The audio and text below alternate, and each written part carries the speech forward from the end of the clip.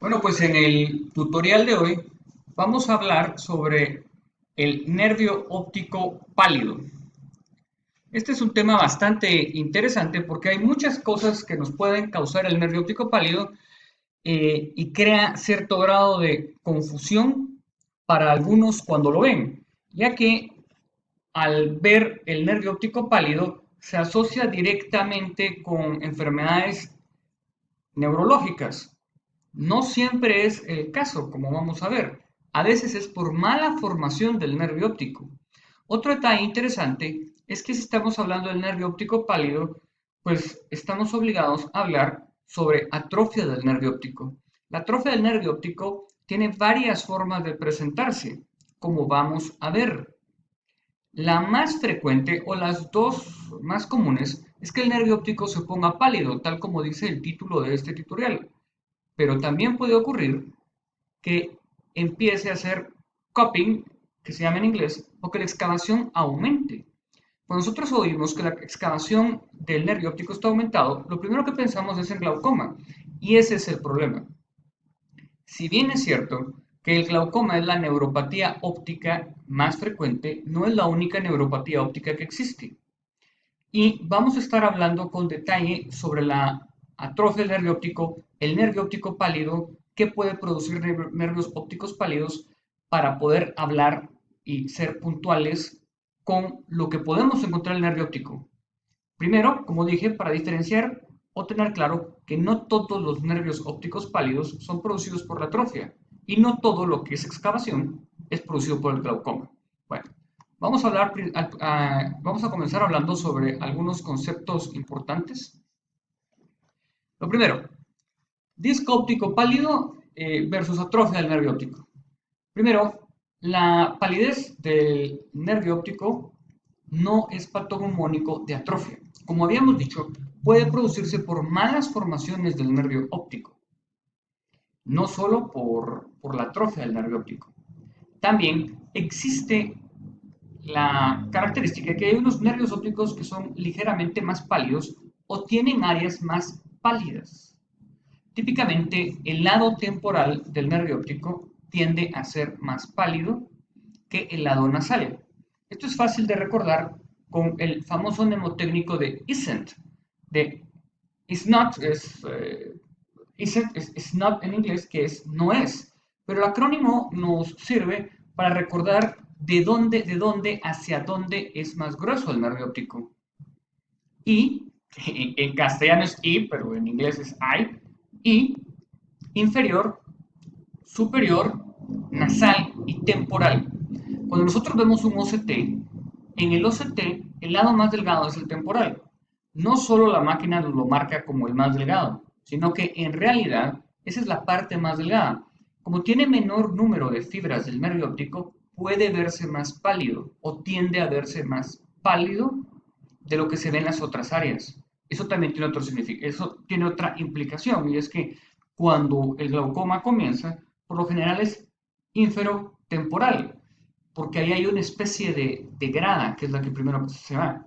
Como sea, lo importante es recordar que no todos los nervios pálidos son patognomónico de atrofia y que el lado temporal tiende a ser más pálido. La atrofia ocurre, pues como todo el mundo sabe, por el encogimiento de los axones del nervio óptico, lo cual hace que en vez de tener un tono amarillo característico, pues agarre un tono un poco pálido, algo así como las flores cuando se marchitan. Con respecto a la clínica de la atrofia del nervio óptico, o la verdadera atrofia del nervio óptico, pues como nosotros sabemos, el paciente refiere que hay cierta alteración de los colores. El nervio óptico también tiene alteración de su color, puesto que se ve más pálido, y también podemos ver cambios en las estructuras del nervio óptico. ¿Y esto a qué me refiero? Podemos ver que al adelgazarse las fibras del nervio óptico, la excavación aumenta. Y voy a repetir esto una y otra vez, porque el glaucoma es el que más frecuentemente asociamos con un aumento de excavación, pero no es lo único. Otras cosas que podemos ver es anormalidades asociados a los vasos y las fibras nerviosas. el brillo de las fibras disminuye y los vasos también disminuyen. Actualmente también contamos con equipos que pueden ver la vasculatura del nervio óptico y vamos a ver que está disminuido. Pues esto es algo esperable, es algo lógico. Cuando tenemos cualquier tejido que se atrofia, pues su vasculatura pues también se atrofia, ya que la demanda sanguínea disminuye. Es muy característico también en la clínica de la atrofia del nervio óptico un defecto visual. Este defecto visual se puede manifestar de dos formas. Una es una disminución generalizada de la sensibilidad y la otra son los escotomas característicos de daño al nervio óptico, que son el escotoma de Seidel, el escotoma de Jerrum, una visión en túnel, por mencionar algunos, y que son los más típicos. Y el paciente nos puede referir. Algo muy típico es que ve distinto con ese ojo. Pues esta clínica de la atrofia del nervio óptico es bastante fácil de recordar o ya es conocida por la mayoría de oftalmólogos. Ahora, hay ciertas consideraciones histopatológicas que debemos de tomar en cuenta. La primera es la degeneración valeriana. ¿Esto qué es? Esta es una atrofia distal. ¿Cómo así? Muy bien, si yo daño al nervio óptico en la cabeza del nervio óptico, pues es obvio que yo tendré alguna atrofia o algún daño. Sin embargo, también por el concepto de degeneración valeriana, que son daños distales en el axón, si yo daño al nervio óptico no en su cabeza, sino en su trayecto, también puedo tener atrofia o cierto grado de atrofia del nervio óptico. Esto es algo muy interesante y que nos explica por qué patologías como la neuritis óptica retrovulvar no observamos que el nervio óptico, en el momento que la enfermedad está activa, no observamos que tenga cambios. Sin embargo, sí podemos ver que algunas semanas después, de 4 a 8 semanas después, podemos ver la atrofia del nervio óptico. Esto es algo interesante. Esto es válido para cualquier lesión del trayecto del nervio óptico y no solamente para lesiones de la cabeza o no solamente para la neuritis óptica. Es decir, puede haber algo que esté presionando el trayecto del nervio óptico y provocar atrofia de la cabeza del nervio óptico por el concepto de degeneración valeriana. Pues el axón se conecta a ciertos cuerpos celulares y se crea esta degeneración descendente que dura de 3 a 4 semanas. La degeneración, la manifestación de la atrofia, la podremos ver de 4 a 8 semanas después. Ahora, existe cierta teoría de las capas de las fibras nerviosas. Esto es de que se discute qué es primero, si el huevo o la gallina, si primero se va la citoarquitectura del nervio óptico, o primero se va la vasculatura del nervio óptico. Bueno, pues la teoría de las fibras nerviosas es que primero se van las fibras nerviosas, como vemos acá. En este esquema lo que nos está representando es un esquema que lo hemos extraído del libro de Klein y Vallandas, pues nos indican aquí que están los astrocitos, está la capa de fibras y hay ciertos capilares. Pues al disminuir el tamaño de las fibras del nervio óptico, pues disminuye la demanda y disminuyen los vasos capilares. Hay otros que dicen, por ejemplo, que hay algunos daños. A veces hay algunas teorías del glaucoma donde el daño original es en la vasculatura y luego adelgazan las fibras. En realidad esto es discutible. Lo que no es discutible es que al adelgazarse las fibras del nervio óptico, pues se adelgaza la vasculatura. Ahora, si hablamos sobre las características oftalmoscópicas de la atrofia, pues estas no son específicas de ninguna patología, como habíamos dicho. En las etapas tempranas podemos verlo solo blanco, con cierta atenuación de los vasos ipsilaterales.